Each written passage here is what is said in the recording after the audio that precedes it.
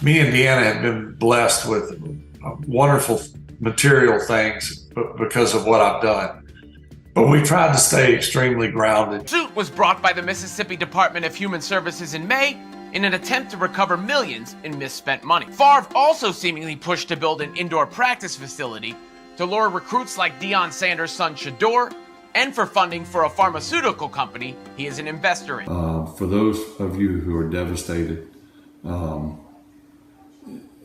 time will heal. New text messages show the pressure former NFL quarterback Brett Favre was putting on then Mississippi Governor Phil Bryant. Favre requested money for an indoor football practice facility. So how should the leagues support and promote an anti-racism position without becoming political and alienating fans? Favre's also an outspoken conservative, an ally of former President Donald Trump. There they are on the golf course together. Thumbs up.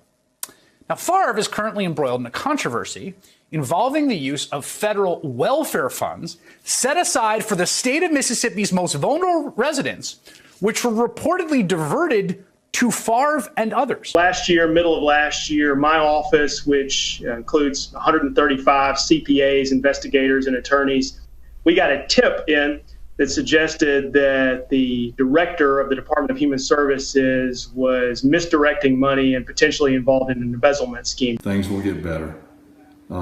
It shall pass. NFL Hall of Famer Brett Favre is facing questions tonight of whether he knowingly took $5 million of state welfare money to build a new volleyball facility for his daughter's team 5 years ago at her university and his alma mater. So I encourage you to stay positive, keep the faith, and believe that better days are ahead. Brett Favre asked the head of a nonprofit handling welfare funds, quote, "If you were to pay me, is there any way that the media could find out where it came from and how much?"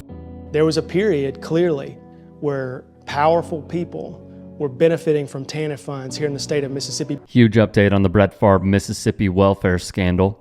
And it involves the powers that be in the state. Let's tell you about it. There's a lot to get to here. Before we jump in, if there are any stories that we missed, if there are any that you would like to submit, get at me and follow me on Twitter, Instagram, TikTok. DMs are open. Look forward to your submissions. And please, if you can, to keep the network going, to give us life, keep us fully independent, go to tyt.com/join. Some of the biggest names in this case, of course, are Brett Favre. We all know that.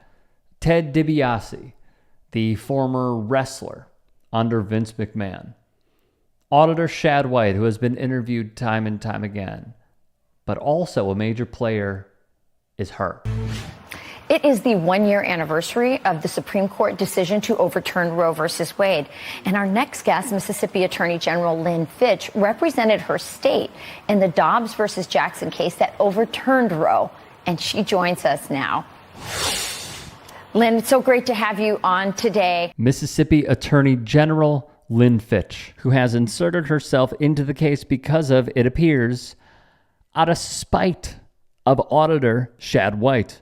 AJ Perez, who has done great work covering the case for Front Office Sports, noted in his column on February 5th an outside law firm was handling the welfare scandal case, not AG Fitch. It's the largest public corruption scandal in the state's history, but Fitch had been hands-off. This is where it gets really, really messy. When Fitch learned White was writing a book on the scandal, she pulled AG lawyers from defending Auditor White in his defamation case brought by Favre. White's own lawyers in his office are serving as counsel now. I know I said messy before, but Shad White is going to get extra spicy here. Via the Clarion Ledger, White was quoted as saying, "Fitch failed to sue Favre for everything he owes, and then sued to stop me from trying to get the money back too.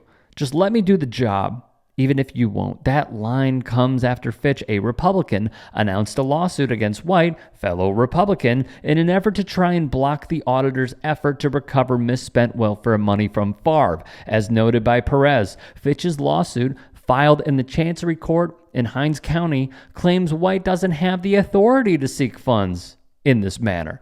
More from Emily Waxter Pettis. Favre repaid $500,000 to the state in May of 2020. then another $600,000 in October 2021. However, per Auditor White, the Hall of Famer still owes $729,790 because interest caused growth in the original amount he owed. Fitch's office defended themselves, saying they never ruled out pursuing litigation to recoup misspent funds. Another great find from Perez was this. A couple more notes. Just days before Favre's name was first attached to the Mississippi welfare scandal through a report from White's office released in April 2020, Fitch, the AG, filmed a PSA with none other than Brett Favre. Fitch also picked an outside law firm to handle MDHS's civil case.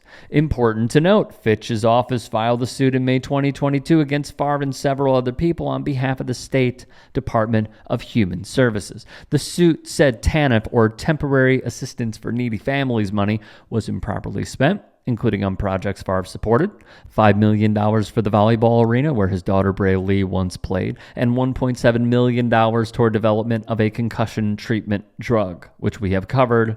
Check it out on demand. Now, here is where the stars align and why both of these two, White and Fitch, want to have the upper hand. It appears that they will both be running for the governorship of the state of Mississippi. So if one can topple the other and really push them aside in this very public feud that is transpiring in front of the entire state of Mississippi, it is vital to get as many wins against their foe as possible. I know we like to say when we see that side of the aisle, let them fight. Let them go at it. Let them go at each other's necks.